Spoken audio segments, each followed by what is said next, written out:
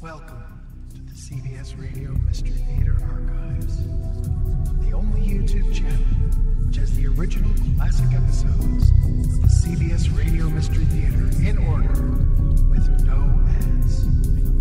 Thank you for listening, and now, enjoy the show.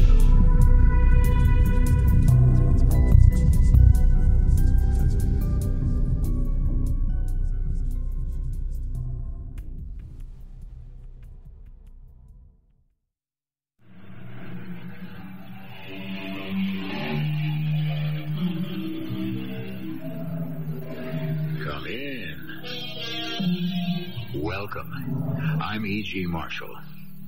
Suppose you stepped into an elevator or walked up to a counter and found yourself looking at a familiar face, but groping at the same time to identify it.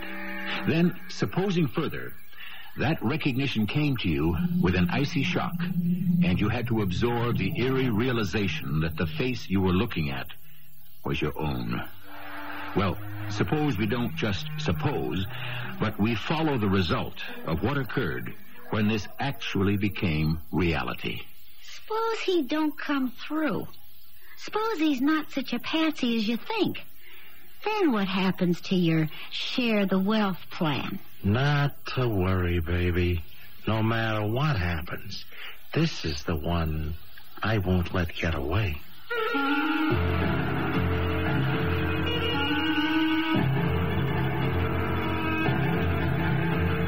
Our mystery drama, Two's a Crowd, was written especially for the Mystery Theater by Ian Martin and stars Earl Hammond and Mandel Kramer.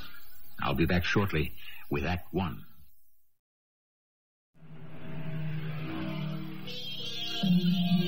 There was a poet named Lee who wrote in the 19th century, "In form and feature, face and limb, I grew so much like my brother that folks got taking me for him, and each one for the other."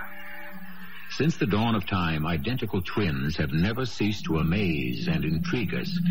Growing up together, sprung from one egg, it is not so surprising that more and more they grow into each other's inner selves as well as the outer.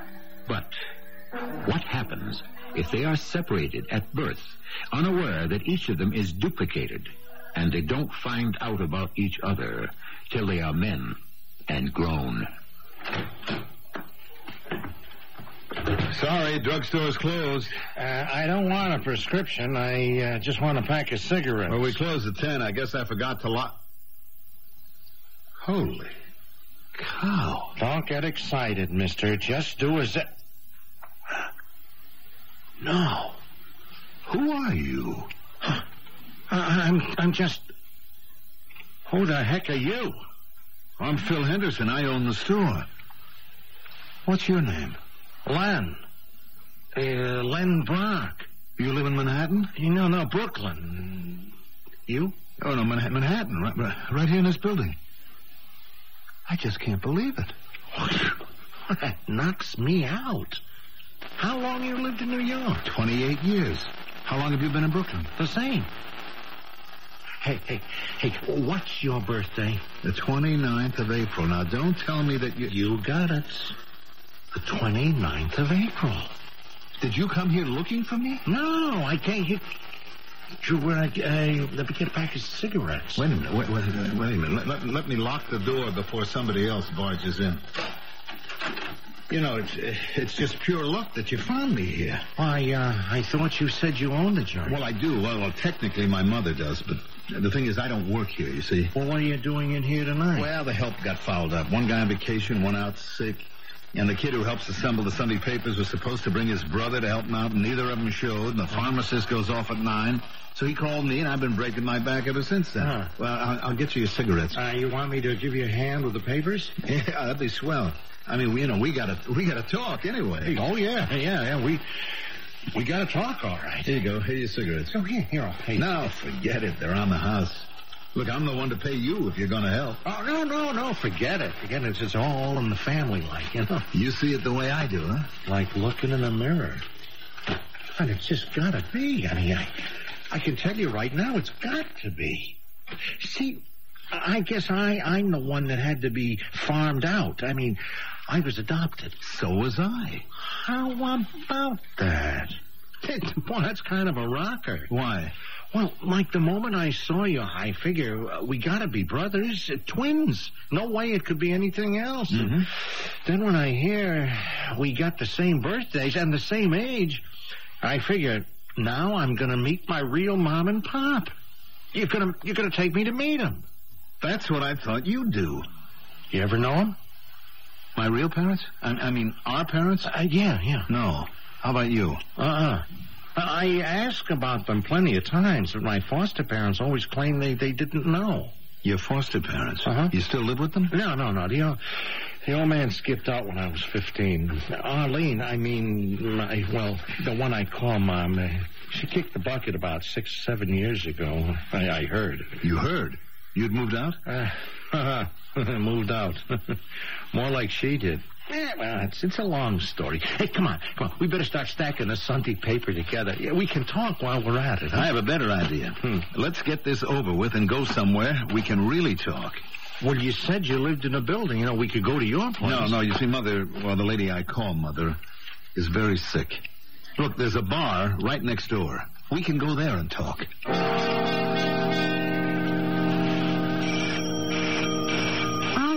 All right. Where's the fire?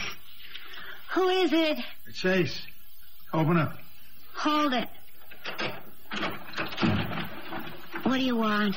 Well, take the chain off, Maisie, will you? Don't call me that. All right, May. Will you let me in? I want to talk to your boyfriend. Lenny isn't here. Come on. Stop kidding around, will you? The man sent me. The man? You heard me. Lenny still isn't here. Come in, see for yourself. That's more like it. So, where's the hot shot? Out. What do you care? I don't. I told you the man sent me. So what does Sharky want from... Oh, don't tell me Lenny's been gambling again. That's right, and losing. Oh, no. How deep in is he? Plenty. What do you think I was sent after him for?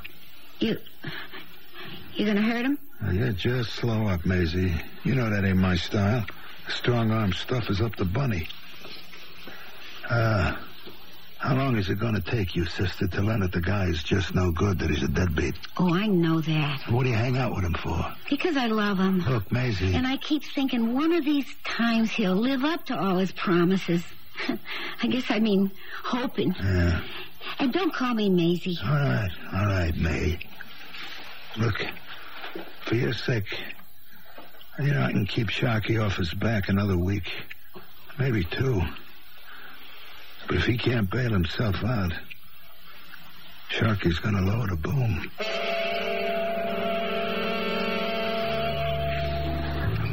Well, here's looking at you, Phil.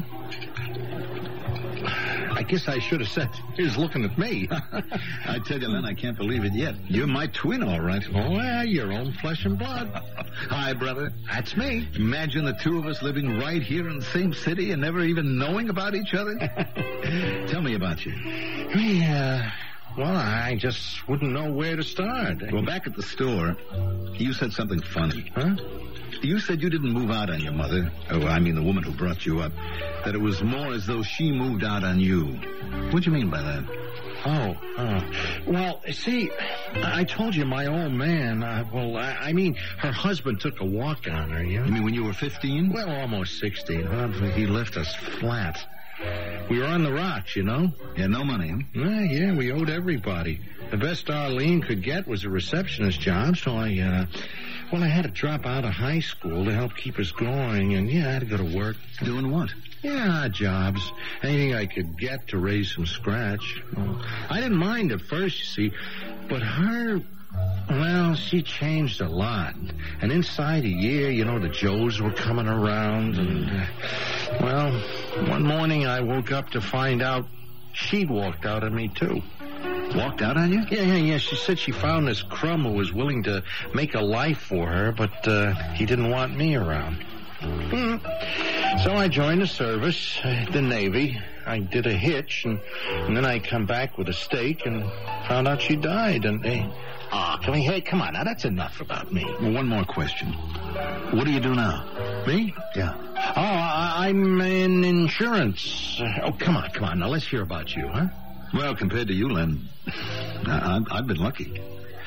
I mean, my mother and father, the people who adopted me, were older people. They'd never been able to have any children, so, I was really the fair-haired boy. All the time I was growing up, I can't remember ever not getting anything that I wanted. Oh, boy, lucky. And they're pretty well fixed, huh, with the store and all? Well, the drugstore does all right, but Dad really only hung on to it for sentimental reasons, because that's where he got his start. What do you mean, his start? Well, the old man had always wanted to be a doctor. When he was young, he had to settle for being a pharmacist. But he had a flair for invention in the pharmaceutical field. Now, one of them was some kind of a skin lotion that went over big with his customers. Well, it got to be such a hot item that he finally was able to sell the formula to one of the big houses for a bundle and royalties. You mean he's really loaded? Was.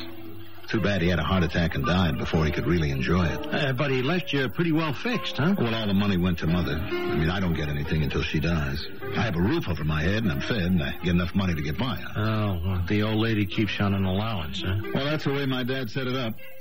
I guess he wanted to make sure that I'd be around to take care of Mother. And you say your mother's sick, huh? Yeah. What's the matter with her? Oh, I don't want to talk about it. Oh, well, is she dying? Yeah, she's dying. I mean, it won't be very long now. It's really funny, I thought I was going to be all alone in the world. And now, you turn up. Just in the nick of time. My twin. Yeah. Your identical twin. You married? No. Are you? Yeah. Oh, yeah, greatest girl in the world. Any children? Not yet. Give us a chance. We're just getting settled. Oh, it's that recent, huh? Yeah. Well, listen, I hope I'm going to get a chance to meet, May. Yeah. First chance, we'll have you over to dinner in the evening, huh? And we'll have a lot of get-togethers. I'd like that. I'm afraid, though, it's going to have to wait until Mother... Well, yeah, sure. Sure, I understand, Phil. But, we got to keep in touch. Of course. Look, I'll give you my phone number. You just call me. And you better give me yours. We got to keep in touch. We will. I wouldn't want to lose you now. Uh-huh. Don't worry. There is no way you can shake me, brother. May, you haven't heard a word I said. Won't you listen? Yeah, I heard. You pick a drugstore, you go in to knock it over, and instead you get knocked over. Because the guy in there looks like you. He didn't look just like me. He's my twin, my identical twin. We're brothers. Oh, spare me the hearts and flowers. So what good does that do us? Did you get any dough off him? No, not yet. But you know me. I will. When? Just as soon as his old lady kicks off, he'll be rolling in it. Hey, we'll be on Easy Street. How many times I heard that? Now, let me ask you a question. Did you hear what I've been trying to tell you? About what? About them markers of yours, about how Sharky's on your tail? Yeah, but you fixed that with Ace. Yeah, huh? only for a week. Maybe a couple. Well, you can get around Ace, Have him hold off until this... Well, maybe I could, but you know something? I won't. I'm not going out on a limb for you again till you put up or shut up. I'm tired of living on promises that always turn out to be lies. Sweetie, this time it is the real thing. Oh, sure. Yeah, the big hit. Now, this guy, Phil, is big for the family stuff. Now, he's almost in tears. He dug up his own brother. Look, don't you see? I got a ripe pigeon to pluck. And suppose he don't come through? Suppose he's not such a patsy as you think. Then how do you glom onto him, and what happens to your share the wealth plan? Not to worry, baby. No matter what happens, this is the one I won't let get away.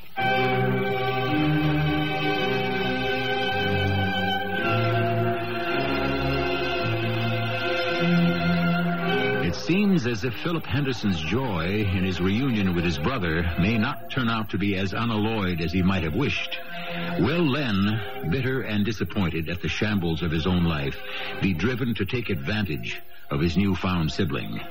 And what will happen if Phil should not be as generous as Len expects? I shall return shortly with Act 2.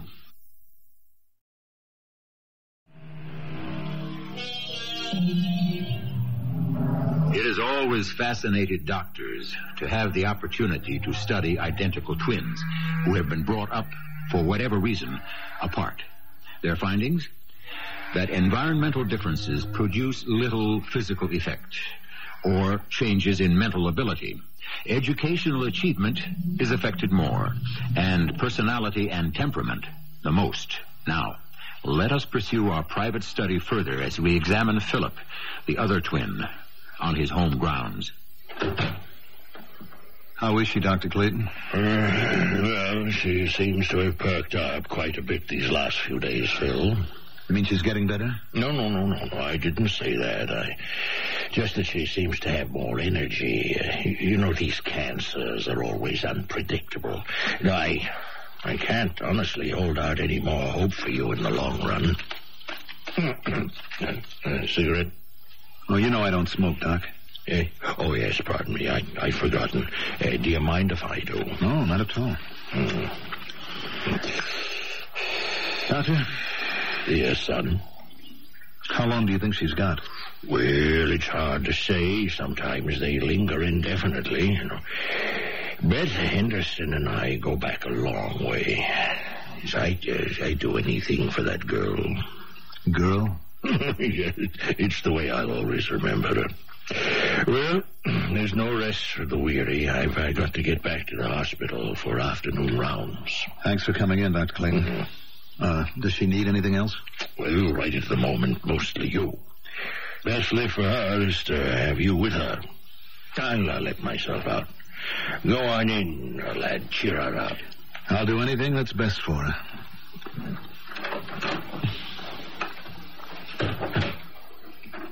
Hi, Mother. Hello, son. Come and sit by me, Philip. How you feeling? I was thinking of getting out. Well, Dr. Clayton didn't seem to feel... Oh, pay no attention to Porky. He's an old fuddy-duddy. Porky? Oh, that's what we always used to call him. Dr. Clayton. Porky. It wasn't that he was so fat. He just had this little round belly. Can I get you anything? It isn't time for my medicine yet, is it? Almost. Well, then, maybe... Would you give it to me, son? I'm so tired, and I hurt a little. I'd like to rest. Okay, Mother. That's what you want. All I ever wanted was a son, and I found him in you. What's that? Oh, it's the phone ringing, Mother. Answer it. It sounds so far away. Well, I disconnected it in here. I didn't want it to disturb you. Excuse me, huh? Oh, yes. Just come back. It's lonely without you. I won't be long.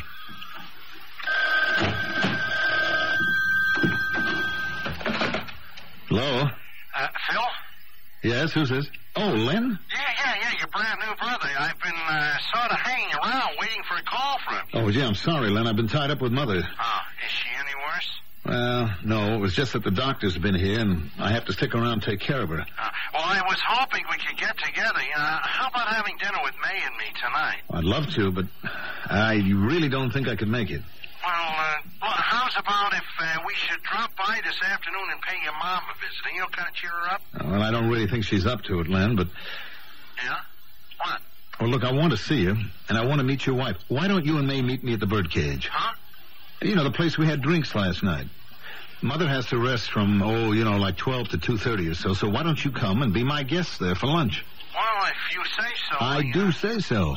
I don't want to lose you, brother, now that I've found you.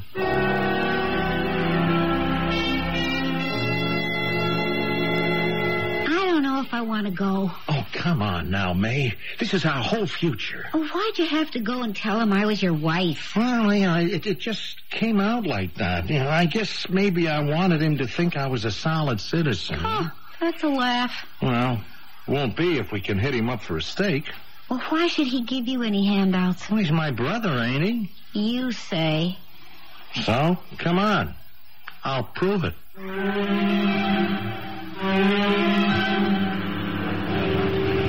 So, what do you think now you've seen the two of us together, huh, May? You could knock me for a loop. Not much doubt we're brothers, is there, Mrs. Brock? Oh, if I came into this restaurant and Len wasn't sitting right next to you, I'd figure you for my boy. My husband. Excuse me, check, sir. Just leave it right there. You people want anything else? No, I'll just finish my coffee. Yeah, that goes with me. Oh, listen, I wonder if you two will excuse me. I've been gone nearly 2 hours. I want to call and see how Mother is. Sure, go ahead. Be right back.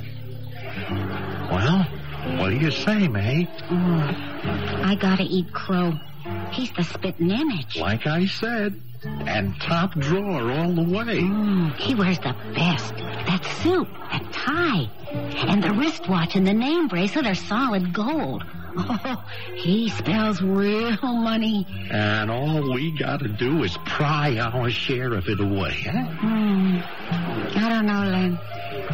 Maybe a hit pay dirt. And then again... Hold it. Listen, you two, you have to forgive me. Mother's taken a turn for the worse, and I have to get there right away. May, it was real nice to have met you, and we'll have to see each other again. Len, I'll keep in touch. Oh, how do you like that? Your big, generous twin brother has stuck us with the check?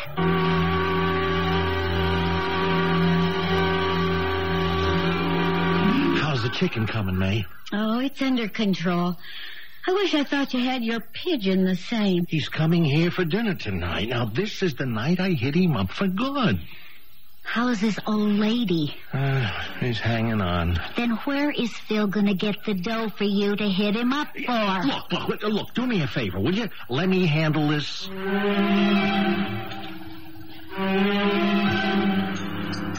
Hey, that was a wonderful dinner, May. You're really a good cook. My brother is one lucky guy. Thanks, Phil. Anyone for more coffee or brandy? No, I don't want any more. No, I'll pass, too. Why don't you boys chew the fat while I clear the table and get rid of the dishes, huh? Can I help? Oh, no, you're the guest. And anyway, there's only room in our kitchen for one. Yell if you want anything. Hey, that's a wonderful wife you have there, Len. I said that's a wonderful wife. Oh, May, yeah, sure. Oh, you gotta know it. Yeah. You seemed a little abstracted, Len. What was that word? Abstracted. Thinking of something else, maybe.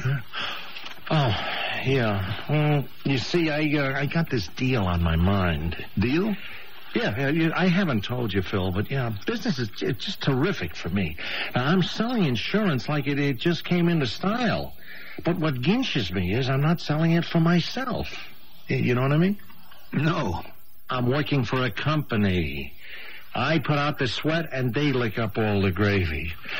So, me and this other guy, we want to go into business for ourselves. Each put up half the capital. Why not? Sounds like a great idea. Yeah, but I ain't got the do-re me. Oh, well, can't you raise it somewhere? I ain't got what you might call a cash flow problem right now. Well, can't you borrow it? Well, that's what I wanted to talk to you about. I haven't got it, Len. Well, no, but, it isn't all that much, and all I'd ask you to do is to... please. I'm sorry, I just can't do it. Hey, look at the time. I had no idea I'd been here this long. I shouldn't have left Mother by herself. Oh, I thought she had a nice with her. Well, she does, but she depends on me so much. Look, you have to forgive me for rushing, huh? And say goodnight to May for me, will you? I'm right here, Phil. You have to leave so soon? Yeah, it's Mother. If I'm gone too long, it just upsets her. And besides, I have to give her medicine. Thanks for a lovely dinner. Oh, yeah, anytime. I hope I can reciprocate someday. Oh, that'd be nice. Good night, Len. We'll keep in touch. Yeah, Phil. We'll be in touch. Good night. Night. Did you hear? I heard your loving twin give you the ever-loving brush-off. Well, now, maybe it wasn't. He does worry about his old lady, and, well, he doesn't have the cash either at the moment. Look, but when I show him I only want him to co-sign alone, he'll go along. What do you think? I think you're identical twins. Except for one thing. What? He's a bigger deadbeat than you are.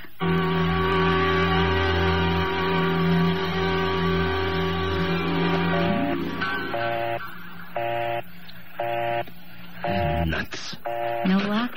Yeah, 2 days now, and all I get is a busy signal, or that nurse saying he isn't home, or he can't come to the phone. The runaround. I can't figure that. Not the way he was so glad and excited to see me when I turned up as his twin. Now, the only thing I can... Hello? Len? Yeah? Who's this? Ace. Hey, what do you want? You know. Well, you gave me an extension. I tried to buy you one. But there had to be a limit. Your time has run out, Len. Wait a minute, Ace. You got more than a minute, but not much. Tomorrow night, 9 p.m. I'm coming by. If you can't pay off by then, Sharky will. Well, suppose I can. I mean, then what? It ain't a matter of breaking bones anymore, Len. You don't come through after the extension I bought you. The man is going to be mad. I mean, real mad. He's going to have to make an example. No, wait, Ace, just wait until I tell you. There's nothing to tell me, Len. You put up by tomorrow at 9. The answer is, you'll be shut up. Len? Yeah. Did you hear any of that, May? I was listening on the bedroom extension. What are you going to do? I'm going to see Phil. He's not going to come through for you. He better, or else. Or else what? There ain't going to be twins anymore. Only one left. Me. I'm going to kill him. How will that help? It'd be the only way left to buy myself out of the hole I'm in. I'd have to take his place.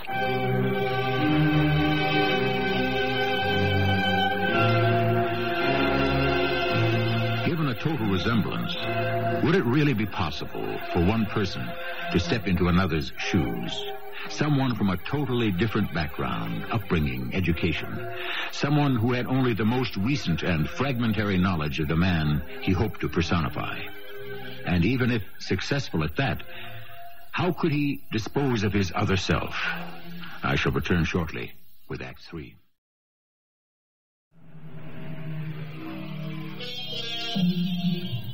Given the characters of the twins involved and the circumstances of their divergent backgrounds, ever since their meeting, this chronicle has been building to a sensational denouement. Would it be possible for the one twin, Len, to carry off this grand deception? Can he be as successful as Sidney Carton in The Tale of Two Cities, or Rudolph Rassendyll in The Prisoner of Zenda? If he can, should he be? Their motives were unselfish. Len Brock's surely mercenary and criminal. Before we judge, let's find out exactly what he has in mind. What do you mean, take his place? If my twin brother Phil is out of the way, who's to know that I'm not him? Oh, you couldn't get away with that. Why not, May? You said yourself you wouldn't know him from me. To look at, sure. But there is one way anybody could. How? Your voice, the way you talk. Well, I've been doing a lot of thinking about that. You know the way I've always kidded around with impersonations and stuff? Oh, yeah, but that's... Yeah, well, listen. It's Mother. If I'm gone too long, it upsets her. And besides, I have to give her medicine. Hey, thanks for a lovely dinner. So, what do you think?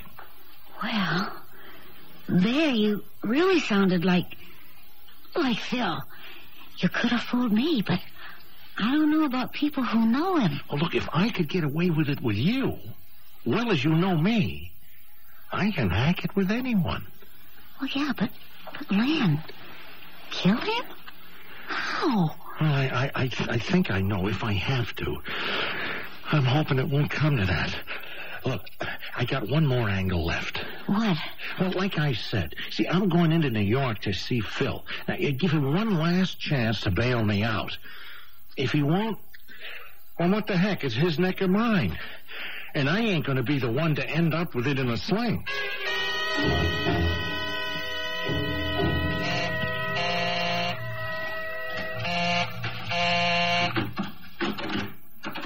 Len, what are you doing here? Well, I've been trying to get you on the phone for 2 days with no luck. I thought I'd try in person. Can I come in? Yeah, sure. How'd you get up here? Oh, that was for laughs. I walked in downstairs and the doorman said, "Hello, Mr. Henderson. I didn't see you. You go out?" So I said, You got to be on the ball every moment. Keep that security tight. and he said, Hey, that sounded just like me. I mean, what you said to Donald, the doorman. "Well, I didn't want anyone to think you were living a double life. I mean, I've been getting the message the last couple of days. Maybe you're sorry a twin ever turned up." Oh, no. It isn't like that, Len. It's just that Mother's been through a very bad period. I mean, we almost lost her. Oh, how is she now? Well, she's all right. Dr. Clayton says she's out of danger. Oh, that's good. Why were you so anxious to try and reach me? Oh, come on. We just found each other as brothers, and then there was, well, you know, that last discussion when you were to my place for dinner, and, well, I just wanted to Look, say that's been that- bothering me too, Len.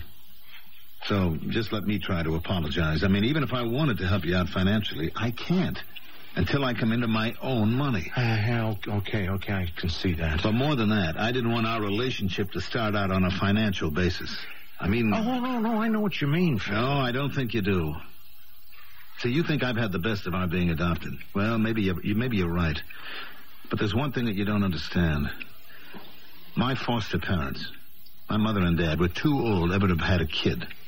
I mean, I could have been little Lord Fauntleroy or something, and they wanted to keep me that way all my life.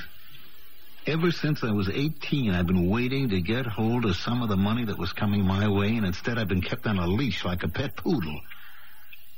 So when I finally get it, Len, it's only going to be spent my way. I'm not giving any handouts to anyone. Oh, look, I didn't come here to ask for one. Why are you here? Well, I just wanted to,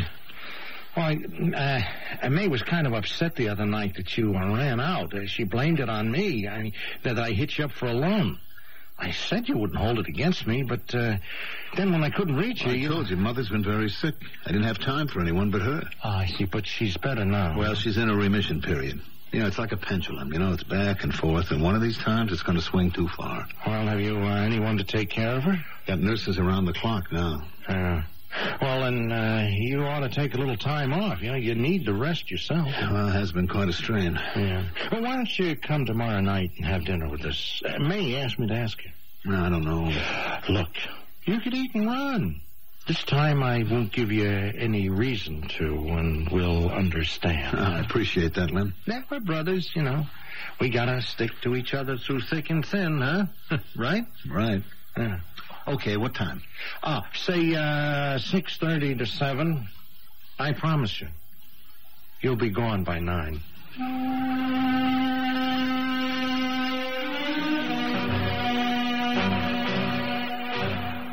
Hey, what time is it, May? About 10 to 7. You don't suppose he won't show, huh? Well, maybe it'd be better if he didn't. Now, hold on to yourself. Now, look.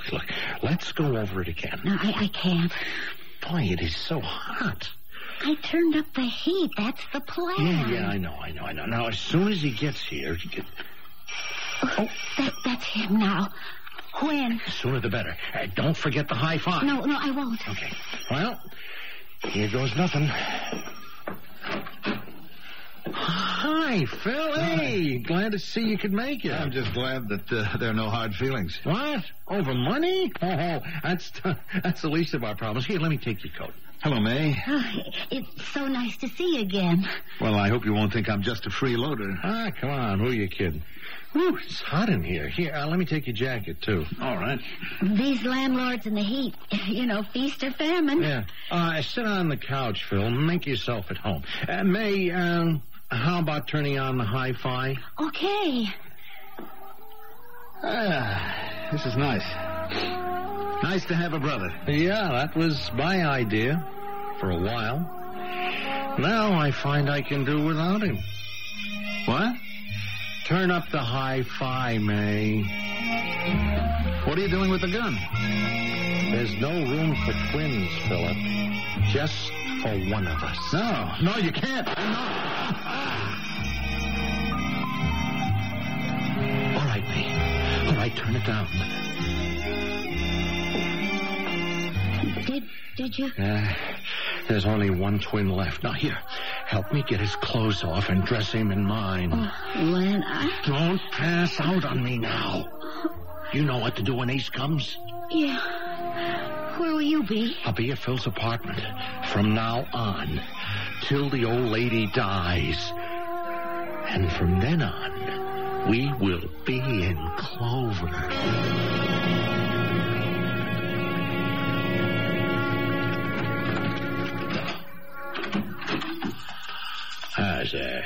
Phil, I'm glad you got home. What are you doing here?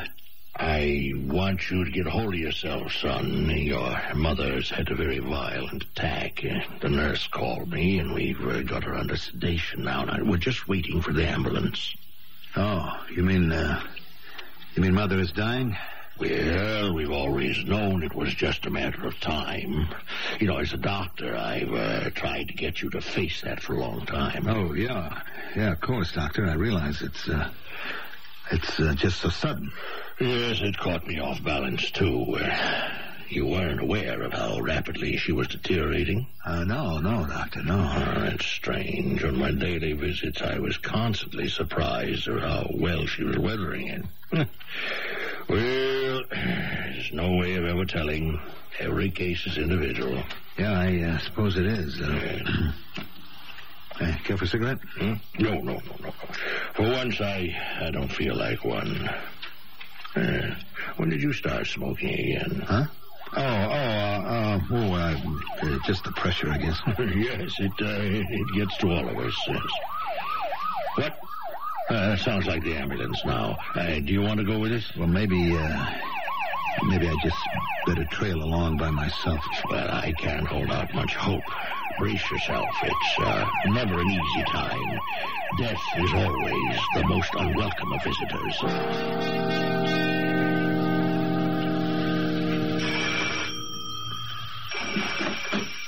Hi, little sister. Come in, quick, Ace. Hey, how come I'm welcome for a change? No, don't kid around, Ace. I'm in terrible trouble. With that Welsher you hang around with, I ain't surprised. Well, just cheer up, sis. Me and the organization are going to take him off your hands. You're too late. What do you mean? Come in the living room. Look. Holy Toledo. What happened? I didn't mean to shoot him, but he just drove me up the wall. Len, him with his lies and his double-dealing, using me to front for him. All the time he was double-crossing us, pretending he could deliver something he couldn't. Now, dull, huh? Are you kidding? Everything he did got us deeper in debt. He was crossing everybody up, including me. I just couldn't take it anymore. I grabbed his gun and blew him out. All right. Just take it easy, sis. Take it easy. Between you and me, if you hadn't taken him out, the boss would have arranged the same thing. What am I going to do, Ace? I don't want to go to prison. Well, you think I'm going to let that happen to my little sister? There's nothing to worry about, I tell you. Just let your big brother handle this. How? Look, it's my business, baby. Right as from now and here on in, it's like Len Brock never even was. He's not only dead, he's already buried.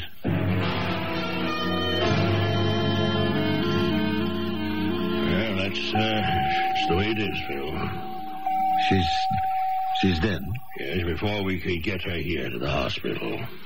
I don't understand how it could be so sudden. Well, neither do I, son, but that's the way it goes sometimes. Man proposes and God disposes. Huh? Figure of speech.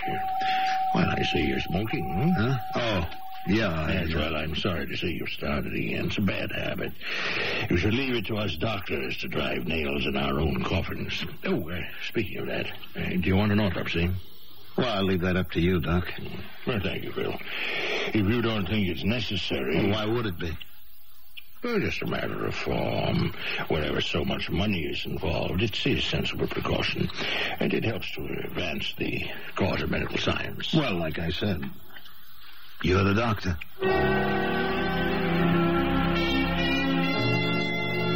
And, this here, I guess, is what you'd call the solarium. Oh, gee.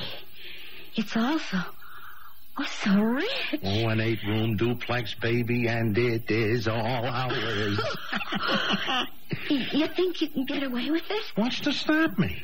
They won't know that you're not really Phil Henderson. They couldn't even guess, particularly when I remember to... Talk just the way my identical twin did. But suppose they ever found his body. After the organization took care of it? Oh, May, honey, that's the way they stay in business.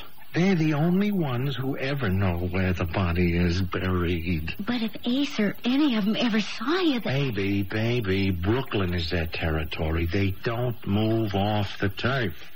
Anyways, I'm lying low until the will is probated, and when we get our hot little hands on the dough, then we will be long gone. You're sure we're safe? Nobody ever saw us together. Nobody never knew there was twins except him, me, and you. We're home safe. Who's that? I don't know. Let's have a look. Oh, hey, it's the doctor and some other guy. What do they want? You're going to find out. Well, if it isn't the good Dr. Clayton. Come on in. Thank you. Who's your friend? Detective Sergeant McGuire, the New York Police. You Philip Henderson? That's right. I got a warrant here for your arrest on the charge of murder in the first degree. Murder?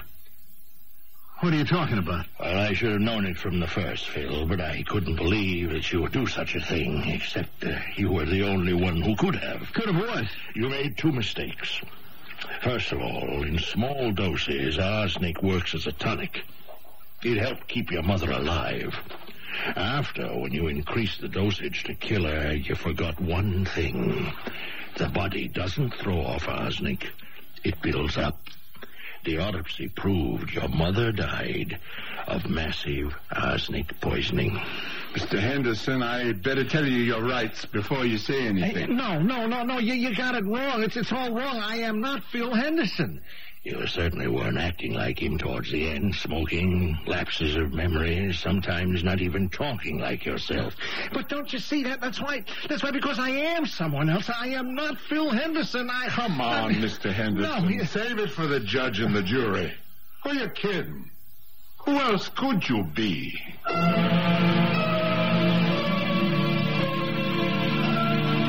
Desperate Len Brock faces his accusers, frantic to defend himself.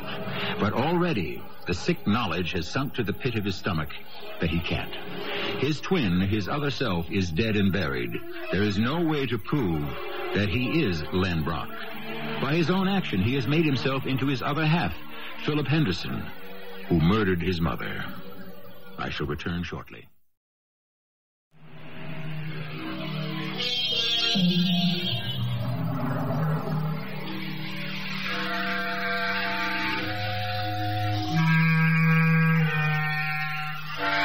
For any who might cavil at coincidence, just recently all the media carried a story of 2 adopted twins who lived in the same city for 18 years before they happened to cross each other.